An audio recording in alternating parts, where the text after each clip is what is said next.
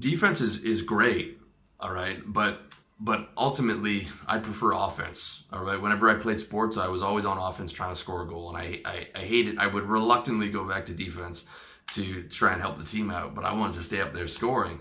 Okay, my philosophy is action. It's being engaged in the world. It's trying hard. It's kicking the door until the handles come off.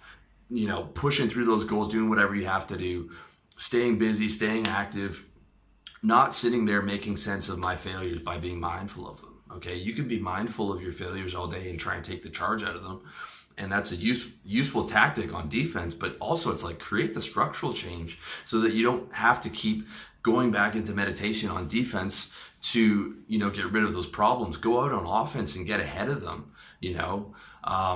You can meditate about money and all that stuff, but instead you could just go out and make money and not have to worry about the rent being due and trying to meditate your way out of it, if that makes sense. Okay, mindfulness is a great tool for understanding yourself and being able to discharge negative emotions, but also get out there and create positive emotions. Put in effort, be social, be extroverted, be engaged in life, be enthusiastic about this stuff. Like, I see a lot of Western Buddhism guys, or guys who are hardcore into Buddhism, and to me they look depressed. They don't have that zest for life. They don't have that charge. Okay, and I'm not trying to insult anybody, but there's two paths. There's offense and defense, and even in the spiritual world there's two paths. There's sort of the awareness path, but there's also the Shakti path, which is the path to love. And you have saints that got enlightened through love. You have, like, Jesus got out through love, Ramakrishna got out through love, and and engagement in the world. Okay, like there are two paths that you can use, and that's the offense and the defense.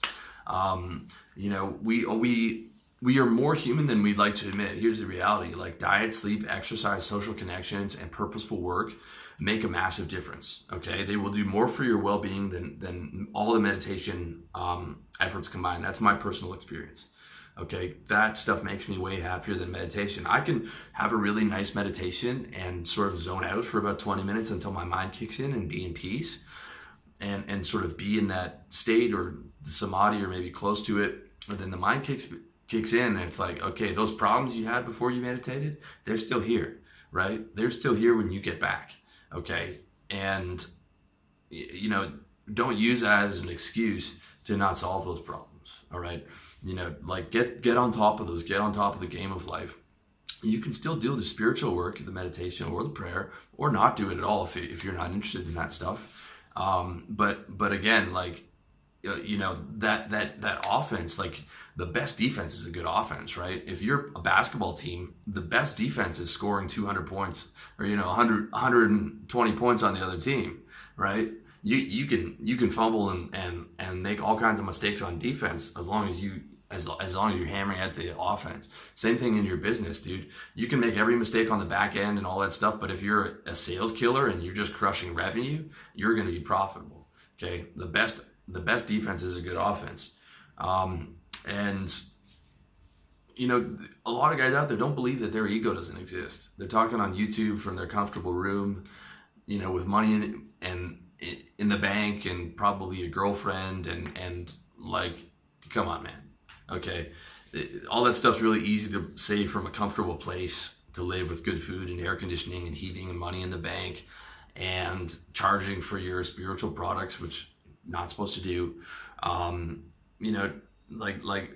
Let's get real, dude. Like, the Ramana Maharshi lived in a cave for 20 years, and then he lived in an ashram, barely eating, and was in samadhi for 8 hours a day. That, to me, the guys that I see out there teaching that stuff are not even in the same ballpark of that. Okay, so, like, you have to be engaged, in my opinion, in the world. You have to be out there putting out offense. You can be mindful, you can be aware, you can self-analyze at some point, but you also have to go out and put your armor on and go into the big sales meeting. Okay, you have to put that ego on, put that suit on, so that you can get revenue, so that you can get your head above water and start living comfortably. Okay, introverting, being self-aware, being mindful, living in the present, All these things are good as a toolkit to be able to have on defense if some things in your life are not working, be able to sit down, meditate about it, analyze about it, journal about it, be mindful about it, go within yourself. These are all important things to have as a defense. But you also need to be able to switch gears and extroverts, okay? And to be aware of others and your environment. When you're out socially, you're not turning inwards, you're turning outwards. When you're on a sales call, you're thinking about what that guy is saying, what do I say next to him? When you're talking to a girl, you're thinking about what she's saying and how do I be charming and how do I project outside, okay? You're not always turning inward into your thoughts, okay? You're not always living in the present, all right? Sometimes the present's terrible. When I'm, I want to live in the future. I want to see, like, if I'm having a bad day, I want to be able to go to my whiteboard and think about all the cool stuff that I'm going to accomplish.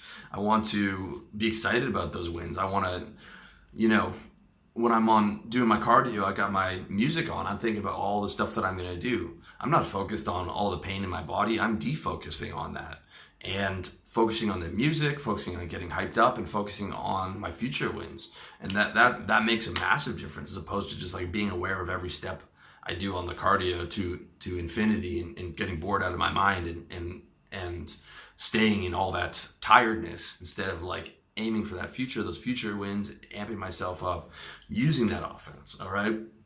So I know I sort of went back and forth on a bunch of different topics, but I really want you to consider those two frames, the active versus the passive philosophy. And I'm 70% active, maybe 25% passive with the reading, and the self-analysis. But I think primarily being a man of action, living with your heart and your balls and moving through life and being serious about it and being extroverted and being engaged is the way to go in terms of your personal happiness. Having that defensive gear, but I don't think that's the primary best way to move through it for maximizing your happiness.